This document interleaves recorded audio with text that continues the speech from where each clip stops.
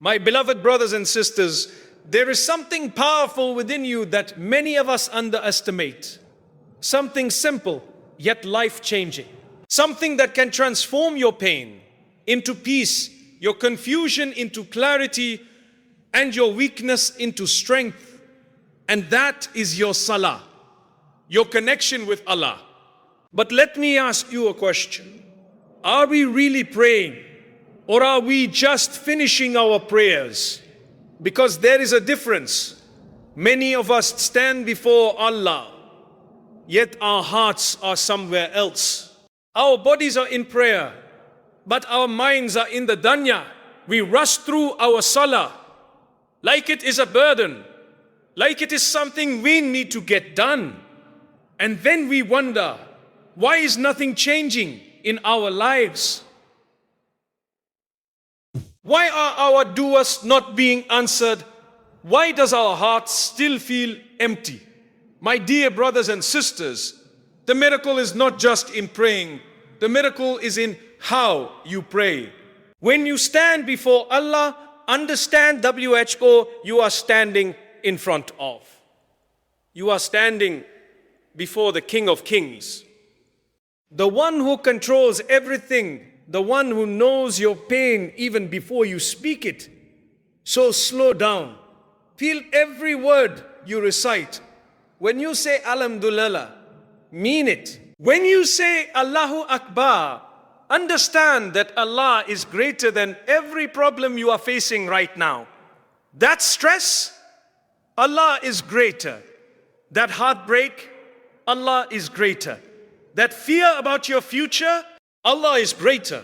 Pray like you are speaking to Allah, because you are. Cry if you have to. Open your heart. Be honest. Don't make your salahu routine. Make it a conversation. Because sometimes the miracle you are waiting for is not a change in your situation. It is a change in your heart. And when your heart changes, everything changes. You see, Allah does not delay your dua to punish you. He delays it because He loves you. Because He wants you to keep coming back. Because He wants to hear your voice again and again. So don't give up. Even if you don't see results immediately, keep praying. Even if things seem to get harder, keep praying. Because every sujood you make is bringing you closer to something greater than you can imagine. There are people who had nothing, but they had Allah, and that was enough. And Allah gave them everything, but they prayed with sincerity. They prayed with trust. They prayed with full belief that Allah will respond. So today, change the way you pray. Don't rush. Don't just recite. Reflect. Don't just ask. Believe. And watch what happens.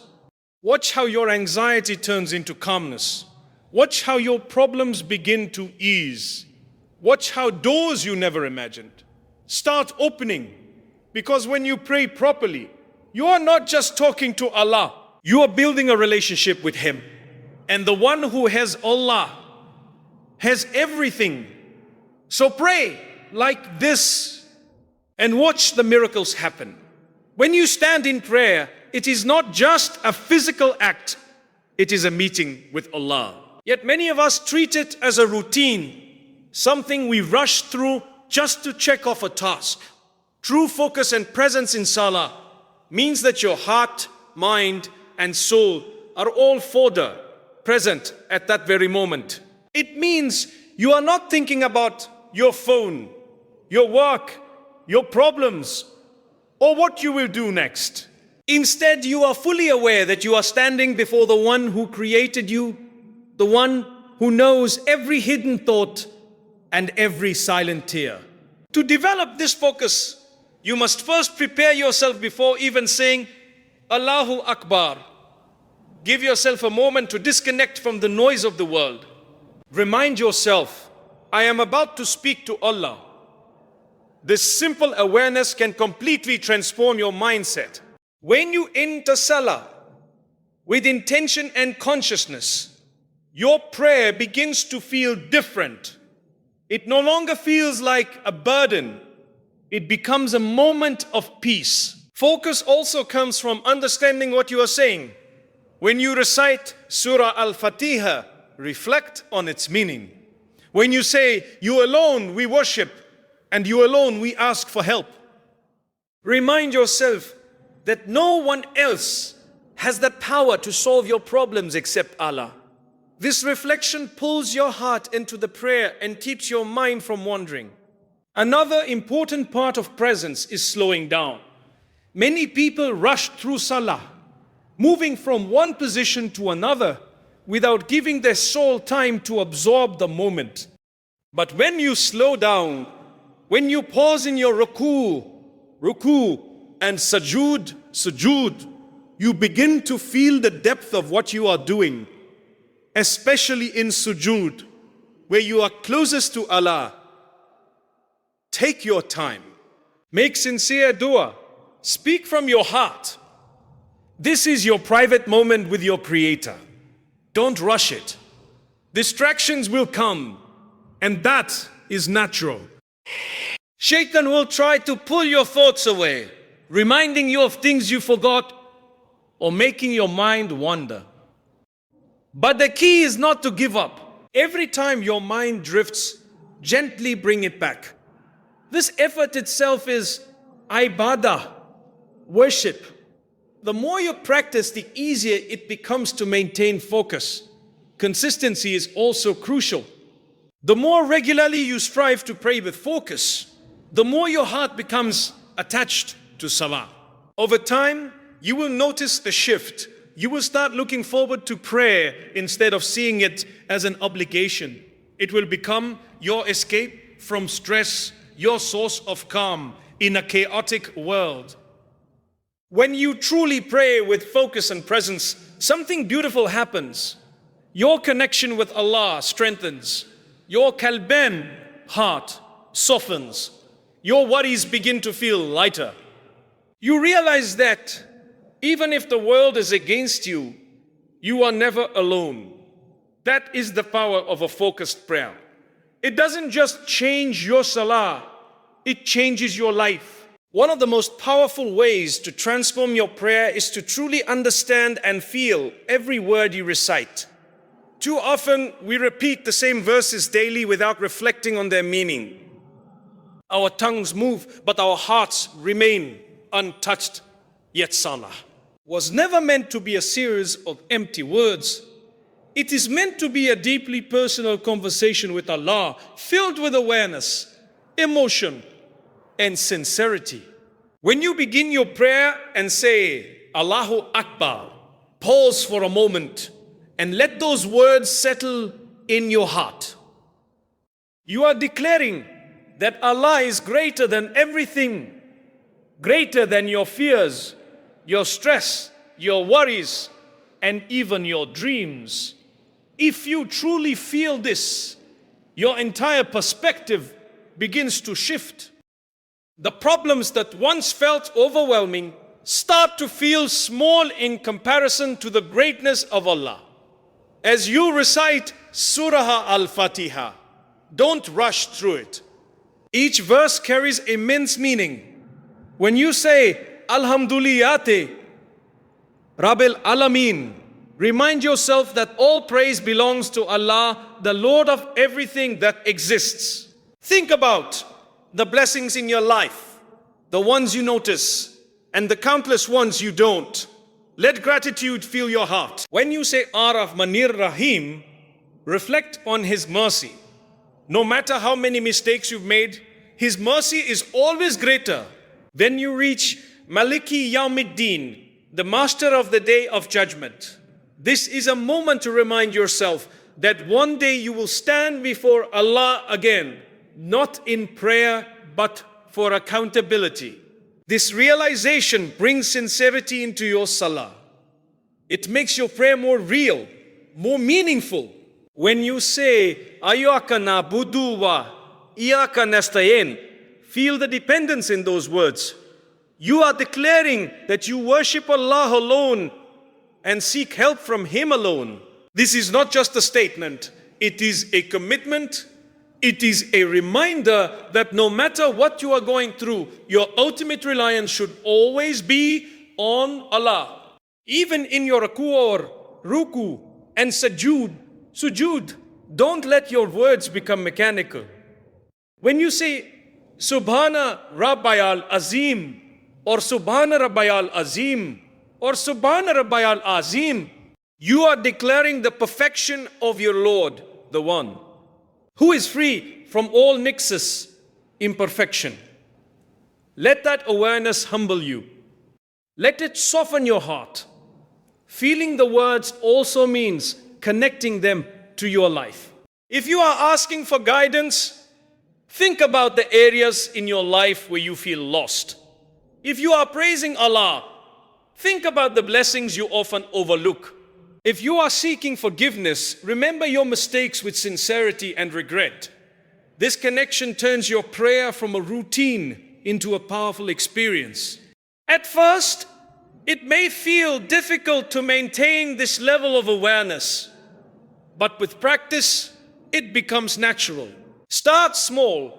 Focus on 1 or 2 verses in each prayer and truly reflect on them. Over time, your understanding will deepen and your heart will naturally engage with every word. When you begin to understand and feel what you recite, your salah changes completely. It becomes emotional, meaningful, and deeply personal. You no longer feel distant from Allah. Instead, you feel close, heard, and understood. And that is when prayer becomes not just an obligation, but a source of comfort, healing, and strength. Building a personal connection with Allah is the essence of transforming your prayer from a routine act into a powerful and life-changing experience. Many people pray regularly, yet still feel distant, as if their words are not reaching anywhere. The reality is, Allah is always near, but the connection strengthens when you begin to approach Him with sincerity, openness, and the heart that truly wants to connect. Think about how you speak to someone you trust deeply. You are honest, you are open, and you don't hide your feelings. This is exactly how your relationship with Allah should be. Real, personal, and sincere. He already knows everything about you, your struggles, your fears, your dreams, and even the thoughts you have never shared with anyone. So why hold back? When you stand in prayer, remind yourself that this is your moment to connect directly with Allah. There is no barrier, no intermediary. You don't need perfect words or long phrases. What matters is the sincerity of your heart. Speak to Him through your recitation, but also through your emotions. Let your qalbik, heart, be present, not just your voice.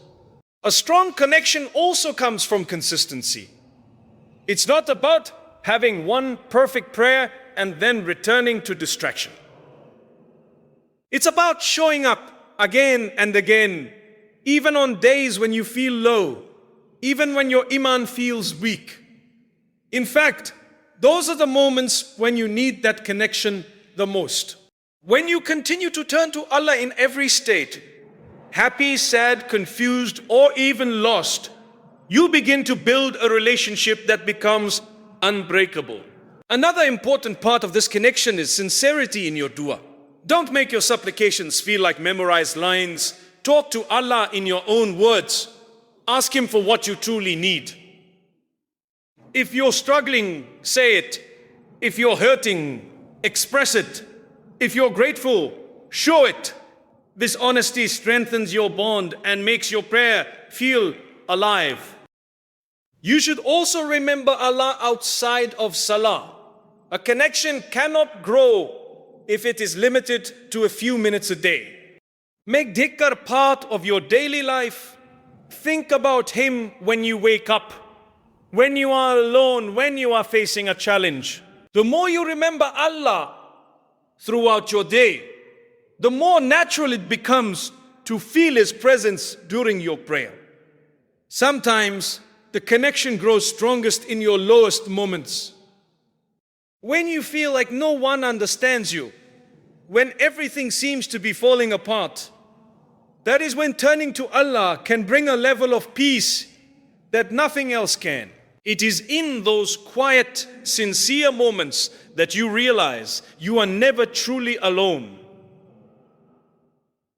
As this connection deepens, you will begin to notice a change within yourself.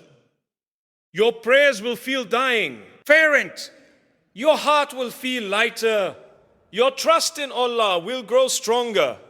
You will start to rely on Him more and worry less about things beyond your control. And that is the beauty of building a personal connection with Allah. It doesn't just change your prayer, it changes your entire life. Patience with your du'as is one of the most important yet most challenging parts of your relationship with Allah. Many people raise their hands, ask sincerely, and then expect immediate results. When those results don't come right away, they begin to feel discouraged. They start to wonder, why is my dua not being answered? But what we often fail to understand is that Allah responds to every dua, just not always in the way or timing we expect. When you make dua, you are not placing an order that must be delivered instantly. You are calling upon the one who has complete knowledge of your past, your present, and your future. Allah sees what you cannot see. He knows what is best for you, even when you don't understand it yourself. So sometimes what you are asking for is delayed. Not because Allah is ignoring you, but because He is preparing something better, something more suitable for your life. Patience means trusting that your dua is being heard even when there is no visible change. It means continuing to ask even when the answer hasn't come yet. This istimrar, consistency in turning to Allah, is itself a form of worship. Every time you raise your hands, every time you whisper your hilhaja need to Him, you are strengthening your connection with Him. You must also understand that Allah answers du'as in different ways. Sometimes He gives you exactly what you asked for. Sometimes He delays it for a better time. And sometimes He replaces it with something better or protects you from something harmful without you even realizing it. If you truly reflect, you might find moments in your life where something you desperately wanted didn't happen, but later you realize that it was actually a blessing in disguise. Another important aspect of patience is avoiding frustration and doubt. When a person begins to think, my dua is not being accepted, it can weaken their faith and distance them from Allah. Instead, remind yourself that Allah loves to hear your voice. He loves when you call upon Him again and again. So rather than giving up, increase in your dua. Be persistent, but also be content with whatever outcome Allah chooses for you. Patience also requires you to continue doing good while W-18. Strengthen your salah, increase your dhikr, and stay away from what displeases Allah. Sometimes the delay in your dawah is an opportunity for you to grow spiritually, to become a better version of yourself before receiving what you ask for. It's also important to check your heart. Are you making dua with full belief that Allah can answer you? Or are you doubting deep inside? True patience comes with yaqeen, certainty that Allah is gatherer, able to do all things. When you combine patience with certainty, your dua becomes powerful. Over time, this patience transforms your mindset. You stop measuring your dua based on immediate results and start valuing the connection it builds between you and Allah. Begin to realize that the act of asking itself is a blessing. And one day, when the answer finally comes, whether it's exactly what you wanted or something even better, you will understand why it was worth the wait. Trusting Allah's timing completely is a level of faith that brings deep peace to the heart, but it is something that requires effort, reflection, and strong belief. As human beings, we often want things to happen quickly. We make plans, set expectations, and hope that everything will unfold exactly the way we imagine. But life doesn't always go according to our timeline. And that is where trust in Allah's timing becomes essential. When something you desire is delayed, it is easy to feel frustrated. You may start questioning why things are not working out, especially when you feel like you've done everything right. But the truth is, Allah's plan is never late. It is always precise. What feels like a delay to you is often perfect timing in the sight of Allah. He knows when you are ready, when the situation is right, and when the outcome will benefit you the most.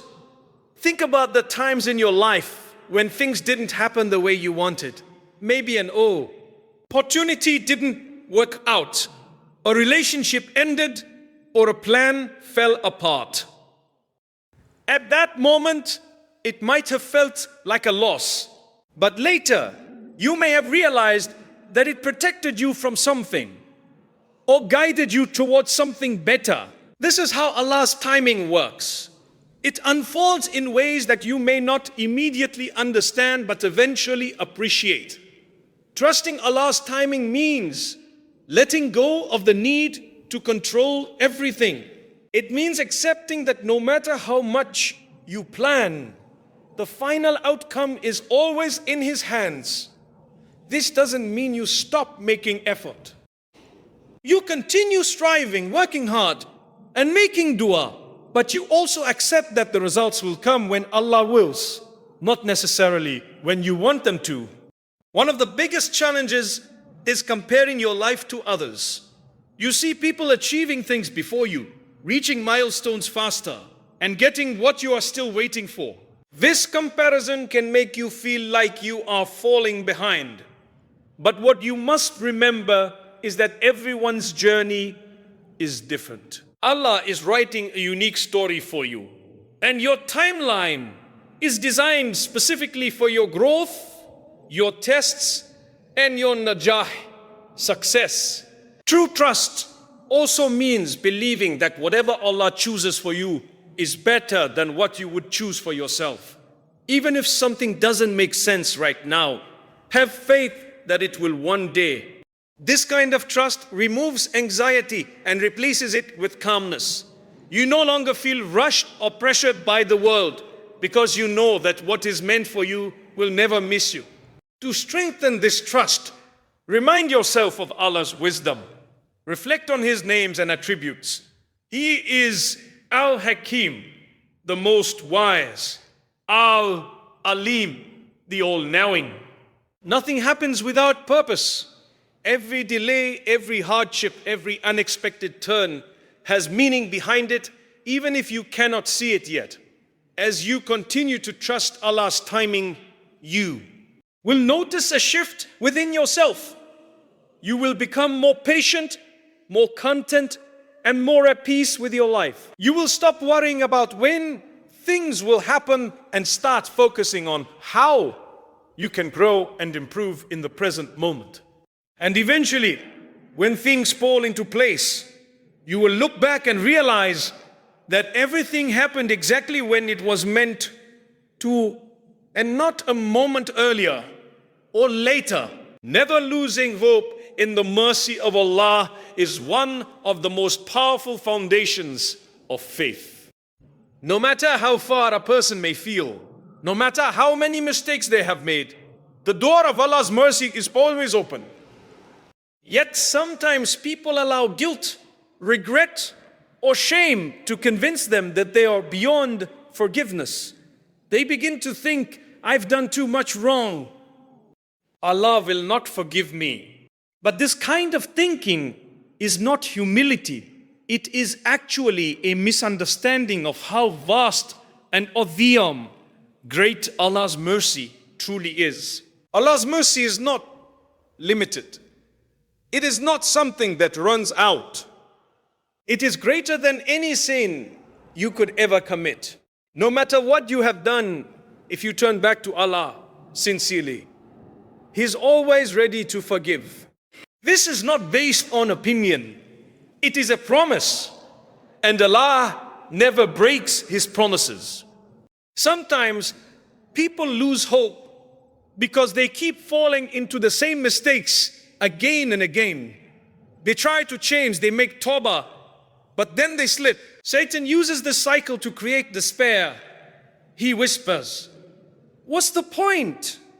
You're just going to fail again." But what Satan wants is not just for you to sin. He wants you to stop turning back to Allah.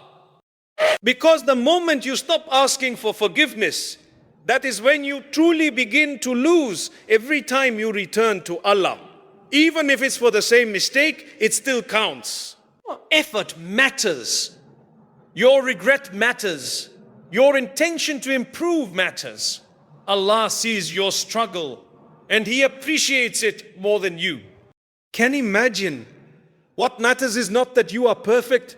What matters is that you keep trying. Hope in Allah's mercy also brings light into your darkest moments. When life feels overwhelming, when you feel lost or broken, remembering Allah's mercy can lift your ruha, soul. It reminds you that no situation is hopeless, no pain is permanent, and no difficulty is without purpose. Allah can change your situation in ways you never expected. This hope should also motivate you to do better. When you know that Allah is merciful, it should encourage you to stay connected to Him, to improve your actions, and to avoid what displeases Him. Not out of fear alone, but out of love and gratitude. Begin to see ibadah, worship, not as a burden, but as an opportunity to draw closer to the one who is always ready to forgive you. It's also important to surround yourself with reminders of hope. Stay close to people who encourage you. Listen to words that strengthen your iman and keep yourself engaged in acts that bring you nearer to Allah. These small steps help keep your heart alive and prevent it from falling into despair. No matter where you are in your journey, never let go of hope. Even if your sins feel heavy, Allah's mercy is heavier. Even if your past feels dark, your future can still be bright. As long as you are alive, you have the chance to return, to rebuild, and to reconnect. And one day, when you stand before Allah, you will realize that it was your hope in His mercy that kept you going. And that hope will be the very reason you are granted His forgiveness.